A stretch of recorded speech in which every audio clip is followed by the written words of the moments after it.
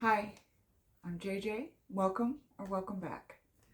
This is Tag Tuesday, and I'm doing another tag. And this one is an original tag created by Allie at Gentile Book Hole on Black Hole, and it's called the Band Book Tag.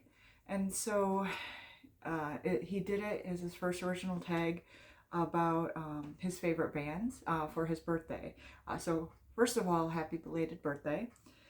And it's just a really fun and cool tag because you get to kind of learn about his favorite bands. If you watch his videos, he does clips and stuff, so you kind of get familiar with the bands and then why he chose these bookish prompts to go with them. And I had only recently found his channel, so I'm excited to participate in this, wish him a happy birthday, and get you all to follow him as well. And I was tagged by Book Chat with Pat and Saracen's Salute. So thank you, Pat and Saracen. And I will begin. It looks like there are 11 tags or prompts, which essentially is almost like a track on a record, which is fun. So the first one is cardiacs.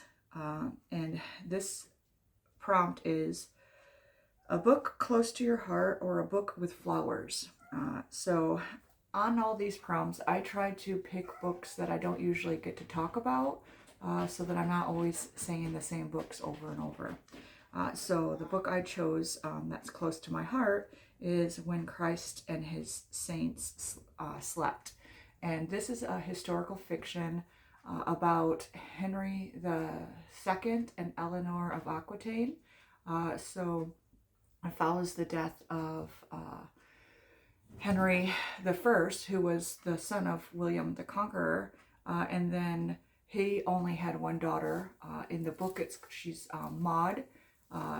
She's also in history known as Maud or as Matilda, but she was an empress in her own right. And so she thought that she should be able to be queen of England, and fought for it so that it would go down in her lineage, and then her son could then be king.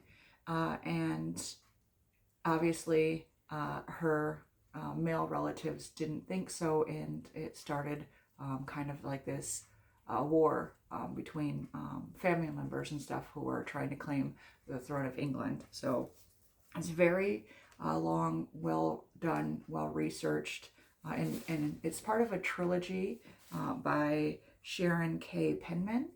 And she has a trilogy about Henry and Eleanor, and then so they are the parents of Richard the First, Richard the Lionheart, who goes and fights in the Crusades, as well as his son or his brother, one of their other sons, King John or Prince John, who's mostly known as the villain king of all the Robin Hood myths and stuff. So this is that family. And so I've been really anxious to read the next couple, but I've been trying to put them off to read them through Historathon in Q2 so that I can kind of use those as a follow-in to the Crusades when I read the nonfiction for the Crusades. Sorry, that was a long explanation now. Number 2, XTZ or XTC. These are hard to say. Okay, so a book that brings you joy, or a book written and set near or where you live. So I always talk about the few from Michigan. So I'm going to say one or two that bring me joy. So there will be a new book coming out in March called This Will Be Interesting by E.B. Asher. And that is it's like cozy fantasy, kind of like a D&D story where you're on your quest, and it's just, found family, a lot of fun and interesting things happen with some magic involved. The first one in that series was This Will Be Fun, and I really enjoyed it. So I'm really waiting for this next one. And another one that I found really fun that I read last year was Of Monsters and Mainframes. It's sci-fi with lots of humor and very irrelevant. You have like a talking sentient ship and a robotic healer on the ship, but then you have like almost a modern retelling of like the myths of Frankenstein, the myths of like werewolves and stuff like that. So a whole lot of stuff going on in that book, but it was highly enjoyable. And that was by Barbara Truelove. Number 3, Thelonious Monk. And this is a character with a brilliant name or a distinctive hat. And I picked Harrowhark from Gideon the Ninth series. And I think she has a brilliant name because it's playing on the word, they always call her Harrow, and it's, her character is so harrowing. I guess I don't know really how to say that. Harrowing. And so she has a huge tragic backstory. And so I feel like with that kind of arc that she has, calling her Harrow works perfectly. So I chose that for this one. Number 4, Robert Wyatt, a character who experiences a sea of change or hits rock bottom. And I read a lot of very dark stuff, but I talk about them all as I'm reading them. So I'm just for this one going to say the Divine Comedy by Dante, since when you think about the depths and him going to hell. Number 5, Ivor Cutler. So favorite poetry book or poem or favorite Scottish book. And so I had recently read Asada, her autobiography, and I really liked her poetry there. And so one of my favorite poems featured was her poem Rhinoceros Woman. And I do have a couple, I don't have the whole poem, but I thought I had a couple of lines. I guess I'll just write down the whole poem some other time and read it to you during the Poetry Thursdays, because I did try to find some of my favorite lines, and it was hard because it's just a really great poem. Number 6, The Bad Plus. So a book that is a retelling of an older story, or a book with a mathematical term or a number in the title. And I chose a retelling, Girls Made of Snow and Glass by Melissa Bashardhoust. And that is a retelling of Snow White and her evil stepmother. It's a feminist retelling, so you get both points of view, but the stepmother's point of view from her childhood and how she kind of grew up and became who she was and who we all think she is. It also has fantastical elements to it, so it's not straight up just a fairy tale. It's kind of like a fantasy as well. Number 7, Shudder to Think, a book that scared you or a thought-provoking book. I chose Jesus and John Wayne by Kristen Cobus Dumas, and that was kind of thought-provoking but also terrifying in how we got United States with the rise of Christian nationalism, and how it essentially warped and morphed into this thing that is not at all connected to the Bible, but is connected essentially to politics and your political identity. So it was a very good to learn about and understand how we got here. Number 8, Bjork, a book by a Nordic author or with an icy or wintry setting. So I chose The Details by Aya Genberg from Sweden, and that is a book about how this woman who is really sick, and so she has almost this delirious like fever dream type of thing, and she's remembering 4 people in her life that she had very important relationships with. Some she's still in contact with, others won't. She's not. It kind of dissecting each of those people who had a huge influence on her life, and kind of what went wrong and what happened. I really, I thought it was very interesting in how they did that.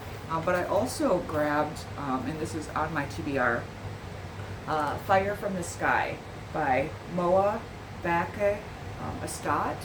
And this is from a Sami writer, an indigenous writer, and I believe this one is in Norway. And so I am trying to not only read around the world, but read a lot more indigenous people's stories. And so this is actually a queer coming of age story about Sami heritage and belonging within that community and stuff. So I am really excited about that. And it's also Nordic. So number 9, The Kinks, Gentle Giant, Devo, and Field Music. A book about siblings and or written by siblings. And so I chose The Prince of Tides by Pat Conroy. So many trigger warnings on that one, such a dark read, but it is all about family and these 3 siblings who have experienced so much trauma with abusive parents, attacks on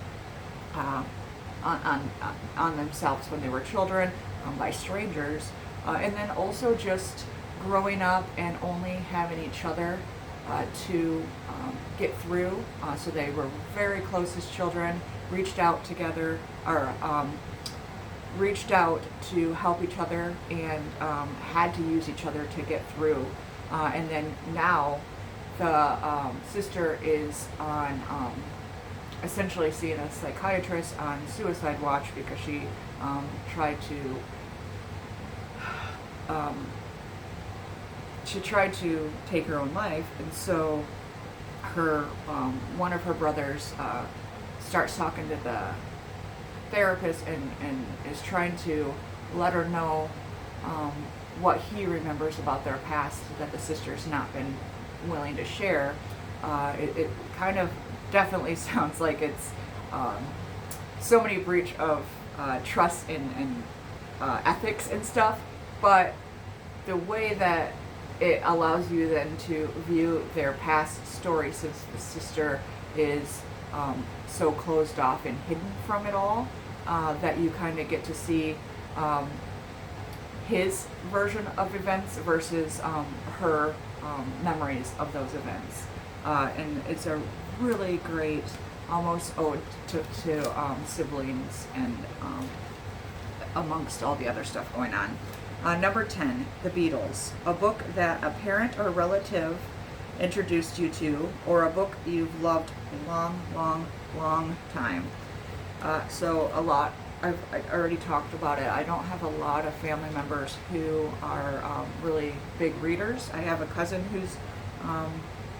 who we talk about books with, but she hasn't really introduced me to anything that I hadn't heard of before. She's just more telling me to take chances on stuff that I might not have read before.